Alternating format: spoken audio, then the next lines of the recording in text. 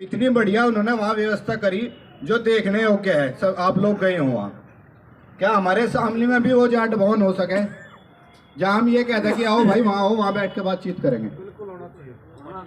सहयोग की आवश्यकता हो जी, 500-700 लड़कों की, पैसों की, हर तरीके की व्यवस्था। सारा बालक, सारे युवा साथी हर तरीके से तैयार है जी। तीसरा काम है जी अपना परिवार। आज गोकुला जाट के बारे में आज हम आपसे सुन के जा रहे हैं, तो अपने परिवार को कम से कम ये हम बताएंगे। परिवार में 10 बालक 10 व्यक्ति भी होंगे तो यहाँ अगर हम 100 है तो 1000 में अगले साल ये कार्यक्रम हो जाएगा। ये आज हमें यहाँ से प्रण लेकर जाना है। प्रकार की आवश्यकता हो तो नाम लेकर काम होगा जी। ठीक है जी, बहुत बहुत मैं बहुत खुश हूँ और अच्छा प्रोग्राम हुआ। हकीकत यार, ऐसे भी हमारे जाट समाज में ऐसे ऐसे लोग रहे हैं और हमारा जो संसार है ना, हमारे जो उसकी इस दबाने की कोशिश की गई है इसको, ये बात हकीकत है, इसको दबाने की कोशिश की गई है भाई। अब मुझे तो बताओ रात ही पता चला, और हकीकत बता रहा हूँ। मैं अपने गांव ले लो, यहाँ पे यहाँ से निकल जाओ आप, 100 लोग से पूछना ये क्या थे और इन्होंने क्या किया। सच बता रहा हूँ, 80 लोगों को नहीं पता चलने का ये कौन थे और क्या थे। हकीकत बात है। उनका जो बलिदान है वो हमें दिख रहा है, वो हमसे पहली पीढ़ी के कारण है जो आज अस्तित्व में है जाट कोली बड़ौत।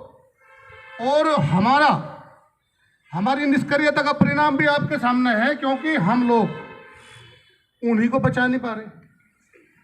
हमने उन्हें बिल्कुल किनारे कर दिया। आप समझे इस विषय पर जो है थोड़ा ध्यान देने की आवश्यकता है। हम क्या दे रहे हैं अगली पीढ़ी को? अगली पीढ़ी को हम लोग क्या हस्तांतरित कर रहे हैं? और वैदिक हम पढ़ते थे, हम लिखते भी थे, वो समाप्त हो गया धीरे धीरे। तो राजनीति हम पे कहीं ना कहीं हावी है और हमें खाना चाहती है। उसके लिए हमें प्रयास ये करना है, जिसके लिए हम इकट्ठा हुए, प्रयास ये करना है कि इस विरासत को हम बचाएं कैसे। कम से कम अगर हमें सर्वोत्तम और श्रेष्ठ बनाती थी, उनका विध्वंस हुआ, आपकी आस्था पर चोट हुई है और आपकी जड़ें मतलब आपकी जड़ों को काटा गया। उन जड़ों से जुड़ने के लिए आपको प्रयत्न करने होंगे। इसमें हम प्रयास नहीं कर रहे हैं बिल्कुल भी। अरे जो जिस रूप से जिसको माने हमें कोई दिक्कत नहीं है, लेकिन कम से कम अपनी जड़ों से जुड़ो। और एक बहुत मैं बधाई देना चाहता हूँ आज जो बच्चे, आज जिनके भी बच्चे यहाँ पे मौजूद हैं, उनको बधाई देना चाहता हूँ, क्योंकि हस्तांतरण करना है आपको अपनी व्यवस्थाओं का, अपनी विरासतों का। बेटर देन नथिंग वाला जो फार्मूला है वो यहाँ लागू हुआ, क्योंकि बहुत लोग ऐसे हैं कि उनके ये नहीं जानते कि वो कहाँ के रहने वाले थे और उनका क्या योगदान रहा है। अगर सब अपने अपने परिवारों को ठीक करेंगे, अपने अपने गांव को ठीक करेंगे, तो हमारा पूरा समाज ठीक हो जाएगा। दूसरी बात, अभी कोई भाई कह रहे थे एजुकेशन की बात। देखिए, जापान एक बहुत छोटा सा देश है, वो अपने ही देश की भाषा में सब काम करता है और इतना बड़ा टेक्नोलॉजिस्ट है, शायद जापान से ज्यादा अच्छी टेक्नोलॉजी कहीं नहीं होगी। वो किसी देश की भाषा नहीं सीखता, ना किसी की लागू होने देता, सिर्फ अपने देश की भाषा अपने देश में लागू करता है। और जो बाहर से भी जो भी जाएगा उसे पहले जापानी सीखनी होगी, जर्मन जाएगा जर्मनी सीखनी होगी। लेकिन मैं इसमें भी कोई बुरे थे कि वो कॉन्वेंट के सहारे से अपने धर्म का प्रचार करते हैं। और ये जो आपका 25 दिसंबर जो ईसा मसीह का जो जन्मदिन मनाया जाता है, वो पूरे देश में हिंदू देश में मनाया जाता है और इतने लार्ज स्केल पे मनाया जाता है कि हमें आज हम याद कर रहे हैं कि हमारे कोई महाराजा सूरजमल जी भी थे जो कि 25 दिसंबर को पैदा हुए थे। कितना बड़ा दुर्भाग्य है। और बहुत कुछ करने का हमारे पास अवसर था, लेकिन हमने किया क्या? भजनी पकड़े सोटे से, कौन? सुबाराम जी। और उन्होंने क्या काम शुरू किया? भजन के सहारे गाड़ी देनी शुरू करी सनातनी को, और लोग बजाय जुड़ने के कट गए। हमें अपनी खूबियों का परिंग है, वह इसको इस तरीके से बदनाम करती है कि हम लोग उसके साथ बजाय जुड़ने के उससे कट जाते हैं। कहना चाहता हूँ, मंजीत जो है, यह मुहिम मास्टर जी ने जो बताई थी मृत्यु भोज, ये मृत्यु भोज की हमने योजना चला रखी बहुत ही अच्छा लगा हमें। और हमारे भाई साहब मास्टर जी ने जो यू काम जोड़ा बिरादरी के प्रति, इसमें आगाड़ी में रहो और खड़े रहो। रविंदर जी है, हमन करा था हमने वहां तहसील पे सूरजमल का, बहुत ही अच्छा काम करा जी समाज के प्रति। और हमारे बच्चे नशे पे जा रहे ज्यादा, इन पर ज्यादा से ज्यादा ध्यान करो बच्चों को, इन्हें बचाने के लिए। अब पीढ़ी जो है खराब हो जाएगी, नहीं मामला गलत हो जाएगा। एक तक हमारा बच्चा है, दो है नीचा, या भी परेशानी आ गई, इन्हों तक रखा 20-30 साल तक, तुम बढ़ाओ ये जनसंख्या न्यूनतम घटाओ। प्रशांत है, मैं बनत से हूँ और पेशे से इंजीनियर रहा हूँ और गुड़गांव में भी सेटल्ड हूँ। अब तो मेरी पत्नी यहाँ से सभासद है बनत से। दिवस हो रहा है, मैं ये चाहता हूँ कि कस्बा बनत में 2026 में कस्बा बनत के अंदर होना चाहिए और एक इसको उस स्तर पे करेंगे। मैं आपको आशा और विश्वास दिलाता हूँ एटलीस्ट कम से कम 1000 आदमी है उसके अंदर। ये आर्य समाज एक ऐसा समाज है जिसके साथ जुड़ने के बाद में आपकी जो कमियां हैं, जो चीजें जो दिक्कत पैदा कर रही बीच में 6-7 दिन में मैं आपको सबको फोन आएंगे और सब लोग ज्यादा से ज्यादा ऐसे उसमें आयोजन में इकट्ठा होने का प्रयास करें। कहीं भी कोई किसी भाई की कोई समस्या कोई प्रॉब्लम होगी तो उसमें बैठे इकट्ठे हो। और वास्तव में आज ये कार्यक्रम बहुत ही खास कार्यक्रम इसलिए भी है कि शायद जो है 100 लोगों की उपस्थिति में 50% की उपस्थिति युवाओं की और बच्चों की है। और मेरा एक सुझाव यह है कि इस तरह का कार्यक्रम हम अलग अलग जो है लोग अलग अलग स्थान पर उनका हम एक जो है सामूहिक कार्यक्रम करने का भी कहीं ना कहीं एक मन में एक विचार बनाकर उसे जो है क्रियान्वित करने का काम करें।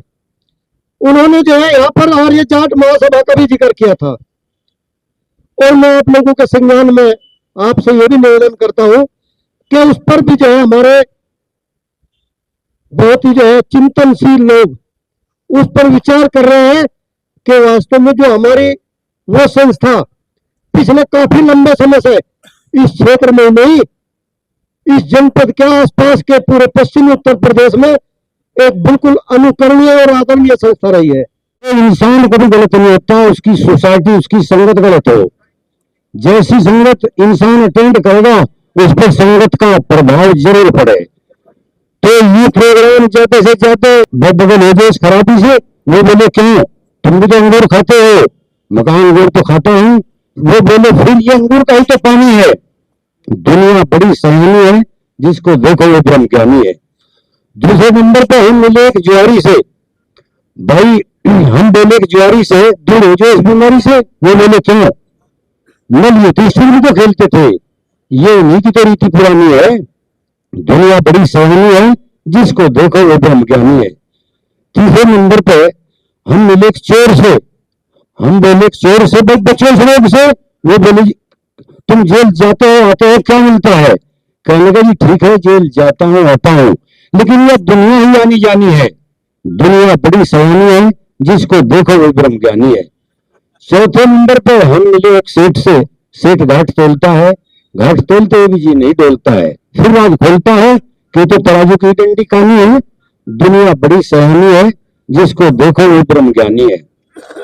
कहने का तात्पर्य है कुरीतियों को बदलने के लिए हमारी जनसंख्या अधिक होगी और जोरदार होगी, तभी कुछ परिवर्तन होगा। अगर भाई ये तो सराहनीय है। ये अगली बात बताऊं, सब भाइयों ने बहुत बात बताई पर एक बात नहीं बताई। यू जो हमारा जाट समाज है यू लुप्त होता जा रहा, बिल्कुल यू बिल्कुल खत्म हो जाएगा। हमारे जो वीर गोकुलाचार्य जी ये जो जाट थे, इनकी तरह इतिहास में रह जाओगे। इस पर भी विचार कर लो, तुम एक दिन लुप्त हो जाओगे, कतई खत्म हो जाओगे। इस पर किसी ने नहीं बात करी। हमने जो 20 साल पहले हमारे इस जाट समाज ने जो इतना बुरा कर्म करा, भ्रूण हत्या करी, कन्या हत्या, उसने यू समाज यू जाट खत्म ही हो जाएगा बिल्कुल। रही बात ई बिस्की जाट के था, बस जाट तो आज भी है ऐसे ही जैसे ये थे, आज भी है, खत्म नहीं हुए। चौधरी चरण सिंह हुए, मतलब उसके बाद में हमारे टिकैत साहब हुए, नु कह दिया सरकार को चौधरी चरण सिंह को दिल्ली में जगह नहीं दी जाएगी। नु कह दिया बाण धर का दुआ दुआ। सरकार झुका दी थी 3 साल पहले, सरकार झुका दी 3 कानून पर। अमेरिका तक जो सा वर्ल्ड में मान्य है उसे नु कह दिया था हमें भी दिखा दो जाट कसा है। चौधरी टिका धोखा लेकर तम्बाकू लेकर आग लेकर हेलीकॉप्टर में गया था। इस जाट को भूल जा सकता, पर भूल जाएंगे। भूल क्यों जाएंगे? अगर जाट पैदा ही होना बंद हो जाएगा, जाट पैदा होना बंद हो जाएगा। वो क्यों हो जाएगा? खिच्चर पैदा होंगे। भला भाई इस पर किसी ने नहीं बोला। यू जाट के था 2 शब्द लुम्मा जी। भाई साहब एक अगर इस सभा को चलाओ और इस सभा को कहीं भी करो तो यू प्रोग्राम यू कर तो भाई ये माइक दिया खोस लो, माइक दिया खोस लो। यू ना करो, ऐसा ना काम करो। अगर इन्हें बुलाओ करते तो इन्हें टाइम दो मास्टर जी। रही एक छोटी सी 2 मिनट और लुम्मा जी। एक रेल में सहारनपुर तक ठाकुर बैठ लिया और वो सीट पर बैठ कर चढ़तु ही ठाड़ी मुंह ले रहा था। ठाड़ा दबंग आदमी था। उसने सीट पर बैठते कहा परे को हल जानता नहीं मैं ठाकुर हूं। तो भीड़ से रख जी, भीड़ से रख के फिर अगला स्टेशन आ, फिर भीड़ और बत्ती होगी। उसने कहा परे को मर जा, मैं ठाकुर हूं। तो शामली आ गए जी। शामली आके उस रेल में मेरा बड़ा भाई जयवीर चढ़ लिया जी। जयवीर जो चढ़ा, जयवीर चढ़ने के बाद यू कहने लगा उसे जगह थी नहीं। ठाकुर को बोलिया भाई परे को हल कहने लगा तू मुझे नहीं जानता मैं ठाकुर हूं। कह ठाकुर है तुम्हारे सिर पर चढ़ागा क्या परे को हल। तो वो फिर बोलिया जयवीर को अगर नहीं मैं ठाकुर हूं, अगर ठाकुर है क्या करूं। बोलिया हम तुझे नहीं पता, हम अपनी बात पर मर जाग रहे। जयवीर बोलिया भाई इतनी हो तो हम अपनी बात पर मर जाओ। हम तो वे जाट है, हम हमेशा दूसरे की बात पर मरे, हम नहीं अपने पर मरे। जय हिंद जय भारत। ऐसी आशा की जाती है और सभी के विचार बहुत ही उत्तम रहे और इन्हीं पर हमें उपदेश ही नहीं देना, कोशिश करनी अपने आप भी चले। क्योंकि जब हम किसी की तरफ एक उंगली करते हैं तो 3 हमारी तरफ भी रहती है। उन पर हमेशा ध्यान रखना चाहिए। सुधार की तरफ हमें हमेशा कदम रखना चाहिए। यही मेरा निवेदन, ऐसी कोशिश करता हूं और ऐसी अपेक्षा भी की जाती है।